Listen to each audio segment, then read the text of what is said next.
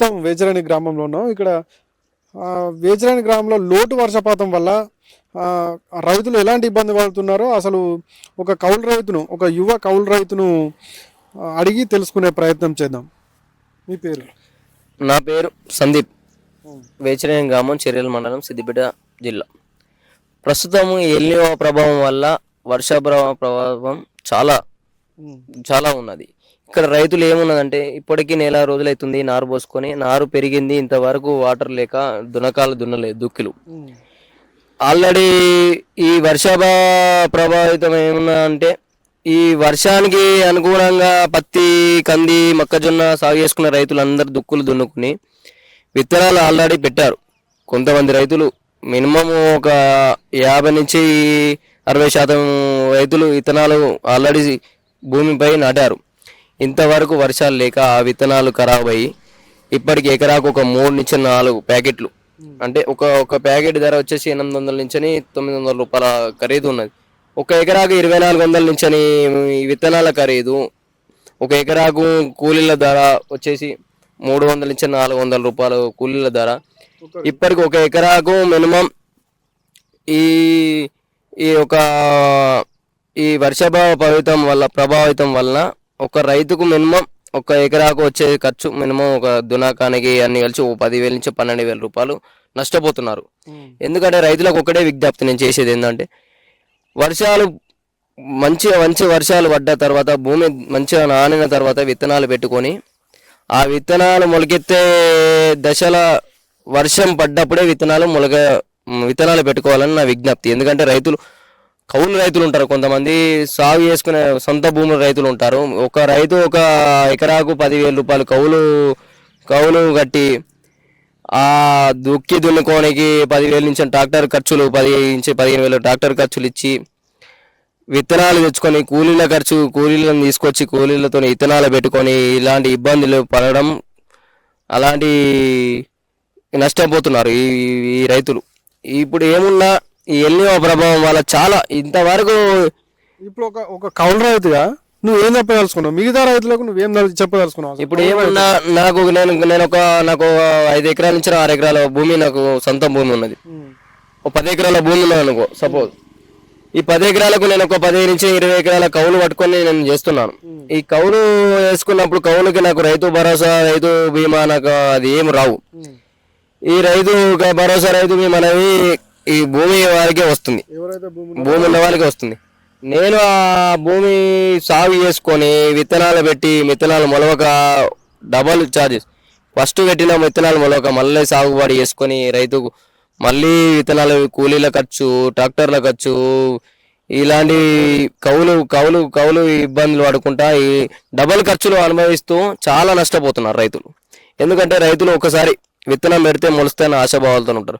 ఒకసారి పెట్టిన విత్తనం మొలవకపోతే మళ్ళీ చెడగొట్టి మళ్ళీ ట్రాక్టర్లకు ఖర్చులు ఇచ్చి గుంటకలు తోలి, అచ్చులు తోలి, అచ్చుకు ఒక ఎకరాకు 1000 రూపాయలు అచ్చు తోలిపిచ్చి ఎడ్లతోని మళ్ళీ రైతులు విత్తనాలు నాటుకోవాలంటే చాలా డబల్ ఖర్చు వస్తున్నది. ఈ విధమైన ఖర్చు కాకుండా మళ్ళీ ఎరువులు ఇంతకుముందుకు 1,300 నుంచి 1,400 రూపాయల ఎరువుల సంచులో ఉన్న రేటు ఇప్పుడు మళ్ళీ డబల్ 2,300 ఇచ్చని 2,400, 2,800 ఈ విధంగా ఎరువుల ధరలు పెరిగినాయి. ఈ ధరలు పెరగడం వల్ల రైతులు చాలా నష్టపోతున్నారు. ఎందుకంటే ఈ రైతులు ఏమున్నా కొద్దిగా వర్షాభావం లోటు ఉన్నప్పుడు కొంచెం వర్షం పడ్డ తర్వాతనే విత్తనాలు నాటుకోవాలని నా యొక్క విజ్ఞప్తి. ఈ సంవత్సరం వర్షాలు లేట్ అయినాయి కదా, అసలు వర్షాలు పడకపోవడం చేత రైతులు ఎలాంటి ఆందోళన ఉన్నారో ఒక రైతుతో మాట్లాడి తెలుసుకునే ప్రయత్నం చేద్దాం. అన్న మీ పేరు? నా పేరు మాధవరెడ్డి, పరపాట్కం మాధవరెడ్డి. మాది గ్రామం వేసిరేణి, మండలం చేర్యాల, జిల్లా సిద్దిపేట. అయితే రైతుల పరిస్థితి చాలా ఆందోళనకరంగానే ఉన్నది. ఎందుకంటే రోజు నుంచి వర్షాలు పడతాయి, మనకు ఎంతో అంత ఋతుపవనాలు కూడా ప్రవేశించిననే ఆలోచనతో రైతులంతా చాలా 90% దుక్కుల విత్తనాలు వేసినారు. కానీ ఒక్క విత్తనం కూడా మొలవలే. డబల్ విత్తనాలు కూడా వాళ్ళకి మళ్ళీ ఇప్పుడు ఇబ్బంది ఏర్పడుతుంది. రైతులు చాలా ఇబ్బంది ఉన్నది. రోడ్లు కూడా నారు పోస్తున్నారు. ఎందుకంటే ముందు కార్తీ బలం ఉన్న ఉద్దేశంతో రోడ్లు పోసినారు. ఆ రోడ్డు నారు కూడా ఇప్పుడు మృగశీల అయిపోయింది. ఆరిద్ర నాటు పెట్టాలి, నెల రోజులు అయిపోతుంది. కాబట్టి ఆ నెల రోజులలో నాటు వేయకపోతే అది కూడా వేస్టే, అది కూడా దిగుబడి తక్కువ వస్తుంది. 20-25 క్వింటాల కన్నా ఎక్కువ వెళ్ళాయి. ఇంకా కూడా మనం ఆరుద్రవ్యం కేసిస్తే అది నాటు పెట్టగానే ఆ పిలక పెడుతూనే ఉంటుంది, ఇంతనే ఉంటుంది. అప్పుడు కూడా ఇంకా దిగుబడి దానికి 10 క్వింటాలు కూడా వచ్చే ఛాన్స్ లేదు. రైతు చాలా ఇబ్బందిగా ఉన్నది. ఈ రైతుకు ఇందమున్నగా రుణమాఫీ చేసిన దాని మీద రుణమాఫీ అట్లా పోయింది. రైతు భరోసా వస్తారు, రైతు భరోసా ఆశిస్తూ ఉన్నారు. అక్కడ బయట కూడా విత్తనాలు ప్రైవేట్ బ్యాంకులలో తీసుకొచ్చుకొని మామూలు అందరు తీసుకొచ్చి విత్తనాలు కూడా ఉద్దరి లేకుండా మొత్తం విత్తనాలు తీసుకొచ్చిండ్రు. సపోజ్ మళ్ళీ తీసుకొచ్చుకొని ఫెర్టిలైజర్ కూడా తీసుకొచ్చి అడ్వాన్స్లో పెట్టుకొని చేసుకుని ఫెర్టిలైజర్ కూడా మీద గడ్డి మందని కూడా చల్లుకుంటా చాలా ఇబ్బందికరంగానే ఉన్నది రైతులకు. ఈ వారం 10 రోజుల వర్షాలు కొట్టకపోయినట్టుంటే రైతు ఆత్మహత్యలు స్టార్ట్ అవుతాయి. మళ్ళీ ఇదివరకు రైతు రాదనుకున్న దాని మీద రైతు కూడా ఇంతవరకు దాకా ఒడ్లు కొనుగోలు చేయకుండా కానీ ఇబ్బంది పడకుండా అన్ని కొనుగోలు అయిపోయినా ధీమాతో ఉన్నారు. ఆ పైసలన్నీ తీసుకొచ్చారు, పెట్టుబడి పెడుతూనే ఉన్నారు. ఈ పెట్టుబడి పెట్టి వచ్చేసారు రైతులకు విత్తనాలు మొలుతాయా మళ్ళీ ఆందోళనలో ఉన్నారు. ఇప్పుడు కూడా ఒక 10% కూడా విత్తనాలు మొదలుపెట్టారు. మళ్ళీ తర్వాత మళ్ళీ పెట్టుకోవాల్సిందే. వాళ్ళు మళ్ళీ పెట్టుకోవాలనుకుంటే మళ్ళీ డబల్ విత్తనాలు అవుతాయి. వాళ్ళకు కూడా గిట్టుబాటు ధర ఉన్నవాడు 10-15 క్వింటాలు ఇచ్చినా కానీ పత్తి మాత్రం ఈసారి శూన్యమే. అది వాడు ఏం చేసినా మళ్ళీ కౌలు కూడా వెళ్ళవు, వాళ్ళకు చాలా ఇబ్బందిగా ఉంటుంది. ఇక వరి పంటకు వచ్చే వరకల్లా మనం ఇంకొక 10-15 రోజుల వర్షం పడకపోతే మొదటి కూడా వేస్ట్ అయిపోతాయి. వెనక చిక్కి నారు ఇప్పుడు పోసిన నారికే సపోజ్ పండితే పండుతుండొచ్చు. ఇది కూడా ఇంకొక 15-20 రోజులు టైం ఇచ్చిందనుకో, ఇది కూడా నెల రోజులు నారు అయిపోతుంది.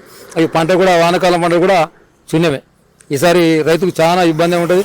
రైతు ఇబ్బందులను తట్టుకోవాలని కూడా గవర్నమెంట్ ఏమన్నా ముందస్తుగా వాళ్ళకి ఇదో ఏం చేసినా కానీ ప్రకృతికి అయితే ఎవరు కరుణించలేరు. ప్రకృతి లేకపోతే ఏ గవర్నమెంట్ కూడా ఏం చేయదు. కానీ ప్రకృతితోనే ఆధారపడి ఉన్న రైతులు మొత్తం దీనికి వానకు ఎప్పుడు వస్తుందో తెప్పల మేఘాలు వస్తూ ఉంటే చూసుకుంటే ఆశలతో ఉన్నారు. వాళ్ళకైతే చాలా ఇబ్బంది ఉంటుంది. మీరు ఫస్ట్ దొడ్డోడ్లు పోసినాం. దొడ్డోడ్లు అయిన తర్వాత ఎందుకున్నా దొడ్డోడు రోడ్లే పోయాలనే ఉద్దేశంతో రోడ్లే పోసినాం. ఆ దొడ్డోడ్లు అయిపోయినాయి. దొడ్డోడ్లు అయిపోయిన ఇప్పుడు సన్నోడ్డు పెట్టాలి. ఇప్పుడు సన్నోడ్లు అంటే 6 నుంచి స్టార్ట్ అవుతుంది. బీపీటీ ఎందుకంటే గవర్నమెంట్ కొన్ని సన్న రకాన్ని కూడా 3-4-6 రకాలు ఇచ్చింది. దాని 6-7 రకాలలో మనం 2 రకాలు పోసినాం. ఒక 4 ఎకరాలు సన్నోడ్డు పోసినాం, 4 ఎకరాలు దొడ్డోడ్డు పోసినాం. దొడ్డోడ్లు అయిపోయింది, సన్నోడ్డు స్టార్ట్ చేసినాం. అది కూడా ఒక 15 రోజులు అయిందానికి. ఇంకొక 15 రోజుల టైం ఉంటుంది. 15 రోజుల వర్షం పడకపోతే సన్నోడ్డు కూడా వేస్తే అది కూడా దిగుబడి వెళ్ళదు. ఇక మనకి ఏమున్నా కానీ 10-15 క్వింటాల కానీ ఎక్కువ వెళ్ళదు. అవి మళ్ళీ నారులో ముదిరిపోతాయి. అవి పెట్టేటోడు కూడా ఉండడు. 4 ఎకరాలు నష్టం, ఎకరం నారు పడతా నాకు. ఇప్పుడు వర్షం పడితేనే 4 ఎకరాలు పెడతా, లేకపోతే 1 ఎకరం పెడతా. 3 ఎకరాలు వేస్ట్ అయిపోతుంది. అదే ఇప్పుడు ప్రభుత్వం రాబోయే రోజుల్లో ఎల్లినో ప్రభావం ఉన్నది, అసలు వర్షాలు పడే అవకాశాలు తక్కువ ఉన్నాయని చెప్తుంది. దానికి వరికి ప్రత్యామ్నాయంగా మరియు అలాగే ప్రత్తికి కూడా ప్రత్యామ్నాయంగా వేరే పంటలు కందులు కానీ పెసర్లు కానీ వేసుకోమని గవర్నమెంట్ చెప్తుంది. అసలు ఆ పంటలతోటి రైతులు బతుకుతాడా? అసలు రైతుల పరిస్థితి ఎట్లుండబోతుంది? వరి పంట కాకుండా మొక్కజొన్న వేద్దామని ఉన్నది. మొక్కజొన్న కంది కూడా వేసినాం. మొక్కజొన్న కూడా తీసుకొచ్చి పెట్టినాం. మొక్కజొన్నలో పెట్టిన వాళ్ళం కూడా ఉన్నాం. మొన్నటి కొద్ది వరుసగా పెట్టినా చక్కగా మొలతలేవు. కంది కూడా వేసినాము. కందిని కూడా గవర్నమెంట్ కొంటే పర్వాలేదు. ఇప్పుడు ఎందుకంటే మనకు గిట్టుబాటు ధరించి కొంటే ఏ పంట అయినా ఇప్పుడు వరి పంట ఒకటే పెట్టాలని కాదు, వేరే పంటలు కూడా పెట్టవచ్చు. కానీ వారి గిట్టుబాటు ధర ఉండలేదు. ధర ఉంటే మనకు మార్కెటింగ్ ఉండాలి. మొక్కలు ఉన్నాయి, కోసి మొక్కలు మొలకలు వచ్చినా కానీ మొక్కలు గాని లేడు. మొన్న వర్షమే మనకు వడి ఉండేది. మా వేసిరండి చీరాల మండలి వర్షం పడితే మొక్కజొన్న వేసుకొని తీసుకుపోయి పొలాల్లో పోసే మొక్కలు ఏర్పడు. ఆ తర్వాత ఈ కందులు ఉన్నాయి. ఆ కందులు కూడా ఇటుబట్టి చేసి ఎకరానికి 4 క్వింటాలు 3 క్వింటాలు పండలే. అది కూడా వర్షాకాలం ప్రకృతితోనే పండుతుంది. ఎన్నిలో ప్రభుత్వంతో ఎన్నిలో వస్తుంది అనే దాని మీద ఏమవుతుంది రేపు పొద్దుగల వర్షాలు పడతాయా పడదా అనే ఆందోళననే రైతులు ఉన్నారు. ఇప్పుడు కూడా వర్షాలు పడతాయనే నమ్మకాలు లేవు. రైతులు కూడా ఉత్సాహంగా లేరు. ఎందుకంటే పత్తులు పెట్టారు, మొక్కలు వేసినారు. గవర్నమెంట్ కూడా చెప్తుంది వడ్లే మొత్తం పెట్టకుంటే వేరే పంటలు పెట్టాలి. పత్తానాయం అంటే కూరగాయలు పెడతానంటే కోతలు పెడుతున్నది. వేరే పంటలు పెడదామంటే ప్రకృతి కరుణిస్తలేదు. రైతులు ఏం చేయలేకపోతాం. ప్రకృతికి అయితే ఎవరు అదేం కాదు. రైతు ప్రకృతి మీద ఆధారపడి ఉన్నదే రైతు. ప్రభుత్వాల మీద ఆధారపడి ఉంటే ఏం చేయాలి? ప్రకృతి మీద ఆధారపడిన రైతు. ప్రకృతి వానకాలం అయి పంటలు పండి వానలు కొడితేనే ఈ పంటలు పండుతాయి, లేకపోతే పంటలు పండాయి. ఏది చేసినా కానీ ప్రకృతితో వాన పడుతుంది. ఇప్పుడు ఎంత వానలు నీళ్లు కట్టినా కానీ ఒక్క వాన లేకపోతే నీళ్లు కట్టినా వేస్తే అది అట్లా. ఇప్పుడు చూసుకుంటే ఇప్పుడు గవర్నమెంట్ అనేది ఏం చేస్తుందంటే ఓన్లీ యాసంగిలో పంటలు తక్కువ వేస్తారు. అలాగని ఇప్పుడు రైతు భరోసా వానాకాలంది యాసంగిది కలిపి ఒకటేసారి వానాకాలంలోనే వేస్తాను అనుకుంటాం. దాని మీద మీ అభిప్రాయం ఏముంది? అసలు ఇప్పుడు ఏది వచ్చినా గవర్నమెంట్ ఎప్పుడు వేసినా సిద్ధంగానే తీసుకునేందుకు రైతులు ఉన్నారు. రైతుల పెట్టుబడికి రైతు భరోసా సరిపోతలేదు. అదేదో వృతాభక్తి లేక కొంత సహకరిస్తుంది.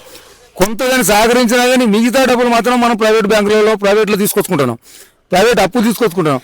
అది అన్ని వేసుకుంటే పోతే కూడా మనకు తీయ టైంకి వచ్చే వరకల్లా రోగాలతోటి ఈ ప్రకృతితోటి కాలం కాక దాంతో రోగాలతోటి మనం ఈ చేపడిక వీటితో మందులు పెట్టే వరకల్లా మనకి ఎక్కడ సరిపోతలేదు.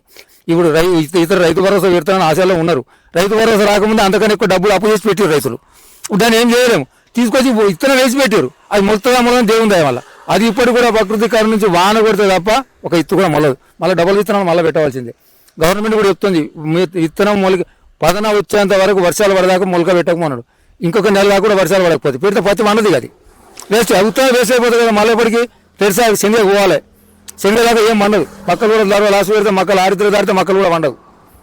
ఏది ఉన్నా కానీ ప్రకృతి మీద ఆధారపడింది. ఇప్పుడు ఎందుకంటే వర్షాకాలం ప్రకృతి మీద ఆధారం. యాసంగిలు అనుకుంటే నీళ్లు భూగర్భ జలాలు పెరిగితే 4 ఎకరాల వాటి ఎకరం పడితే ఎకరం మందమే పెట్టుకుంటాడు. అప్పుడు ఇబ్బంది కాదు. ఇది మాత్రం తప్పనిసరిగా ప్రకృతి మీద ఆధారపడి ఉన్నది కాబట్టి తప్పనిసరిగా వానకాలం వానలు పడాలి. రేపు కూడా వర్షాలకు ఆధారపడి వేసుకున్న వర్షాభావ పంటలలో మిశ్రమ పంటలు అవి కూడా కంది కోసినాం, మొక్కలు పెట్టాం.